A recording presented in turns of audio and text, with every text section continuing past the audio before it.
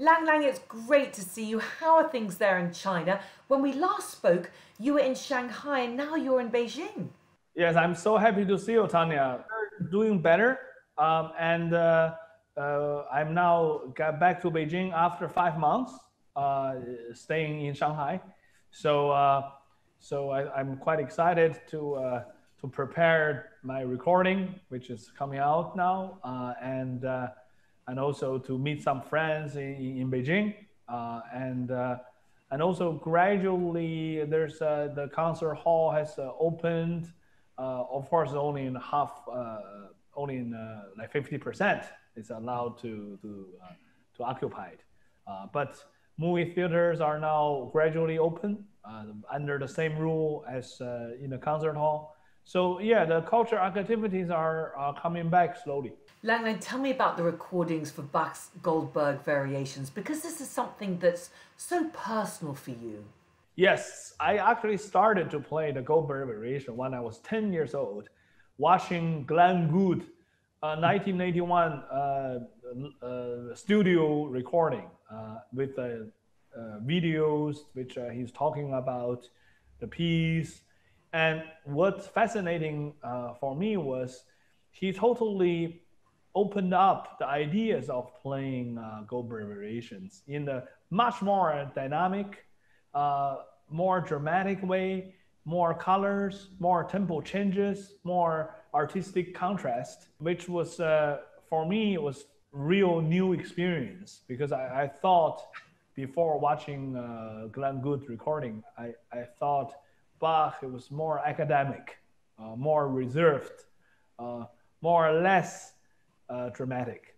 Yeah, but from his recording, especially on the Goldberg Variations, this is almost like a big drama out of it. So from that point on, I start to practice slowly, and I kind of growing up with this piece. Um, when I was 17, I already played as kind of a surprise in the evening after playing Tchaikovsky Piano Concerto at Ravinia Festival.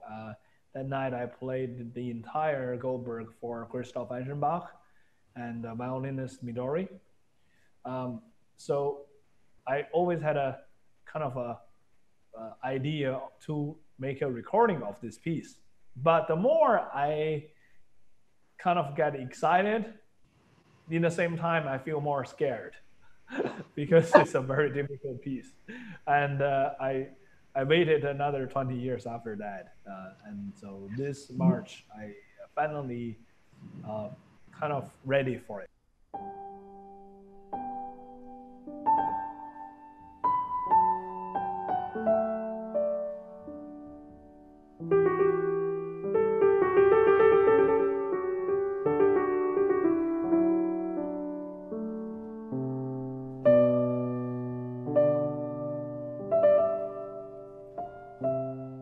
Why did you feel now is the right time? It's been called the Mount Everest of the piano works. The last 3 years, I was studying with a great Baroque musician, Andreas Steyer, in Cologne, in Germany.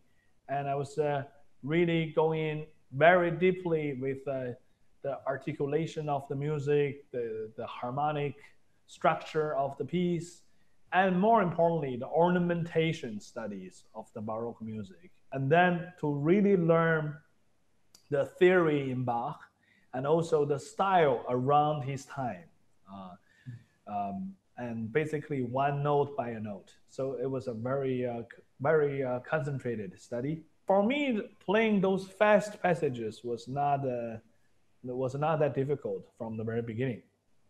But to really observing the time and knowledge for study is really for those slower movement and variations. Those are the key words and key knowledge for getting to know this piece in the very deeply kind of understanding ways.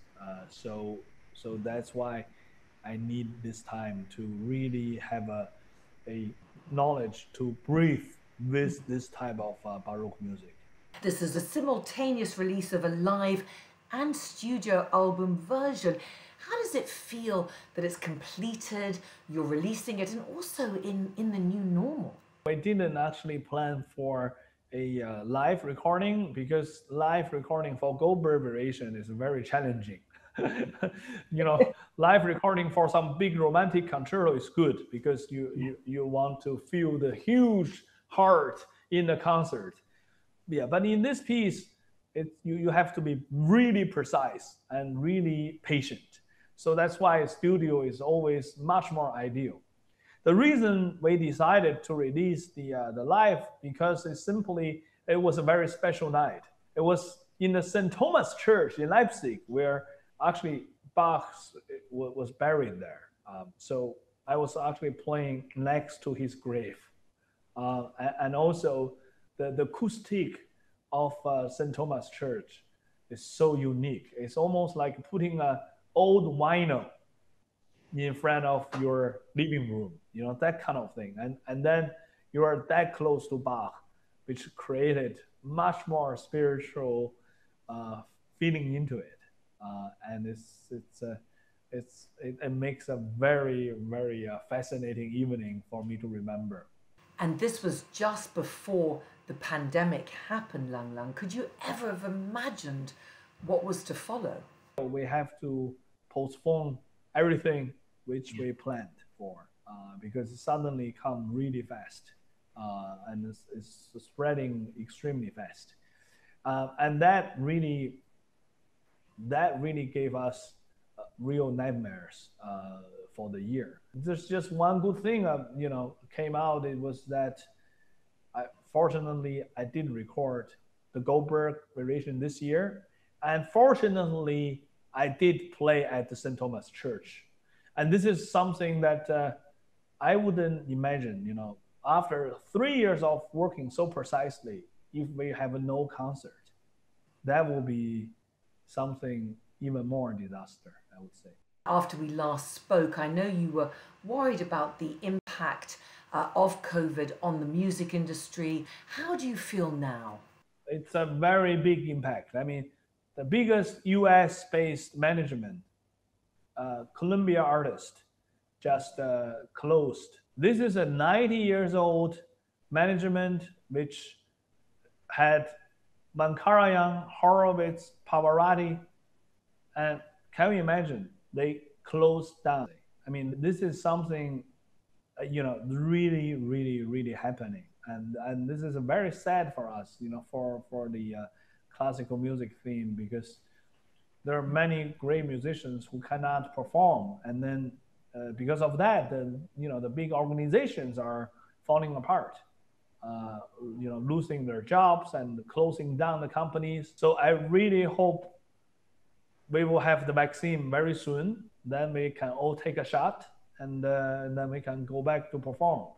Because worldwide, this impact is like nothing before. This is the biggest impact on the classical music theme. I think within probably, within the last 50 years. You have the Lang Lang Foundation. You're also a United Nations messenger of peace. And you've spent a lot of time in the US. Are you worried about the relations between the US and China? Yes, I do. I really worry about the US-China relationship. I really hope that between US and China, they will go back to the normal speed and the normal way of communication. I really worry about the current situation. What do you think could help it, Lang Lang? I really hope some culture exchange, I think music, I really hope will play an important part. I mean, certainly for me, my foundation in the US, we are trying everything to help the kids in America to play instrument.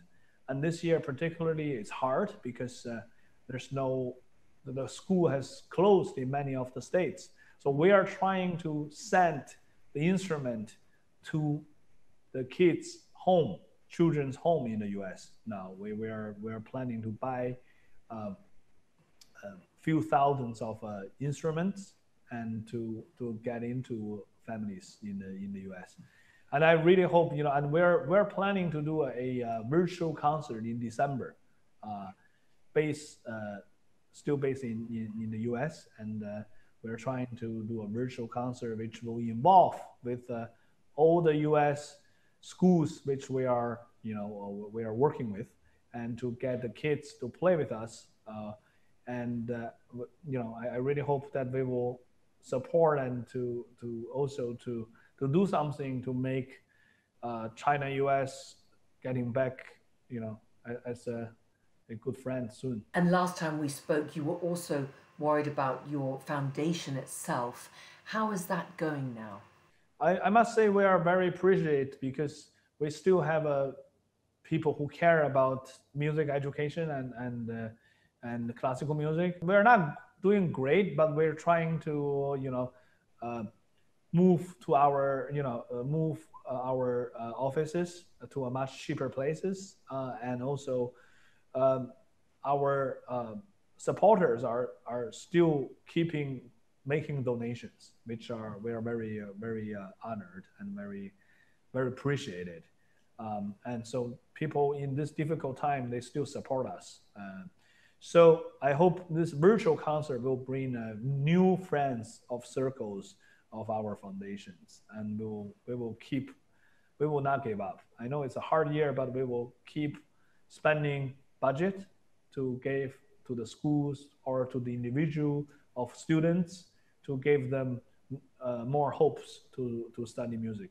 What is the atmosphere like on the streets in Beijing, in Shanghai? It certainly is much more hopeful than 3 months ago. And I see from here to the main road in Beijing is very crowded. The cars are back, the traffics are back. So that's a good sign, I would say. Normally, I hate traffic, but in this case, I take as a good thing. And when do you hope to go back to performing in the concert halls with an audience in front of you?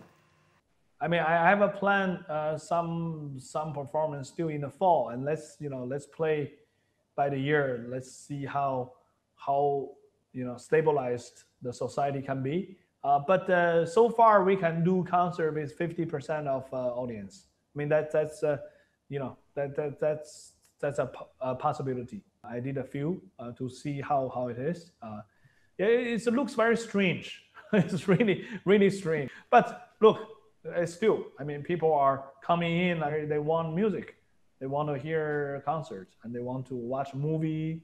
I think the sports also are coming back like that style in the stadium.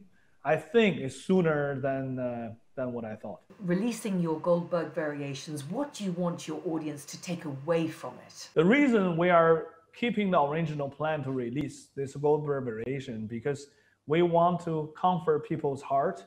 We want to give them more confidence to fight over this virus, and to also, to live with our most loving people and music, in the same time. To basically to release this new recording, to hugging my fans and friends around the world. And despite the difficult time, but we have to make sure life need to go on. And music is a great way to approach, building a bridge to people, and to feel more comfortable, to feel more secure, and to feel more healed. And so this is something that we want to achieve at this time. Well, Lang Lang, thank you so much for sharing that with me today. And I hope when I speak to you again in a few months, there'll be even less restrictions. Yeah, that will be great. I mean, I really hope the time when we speak next time, we will resume the worldwide concerts. Let's hope so, Lang Lang. And thank you so much, and congratulations on the release of the album. Thank you, Tanya. Thank you.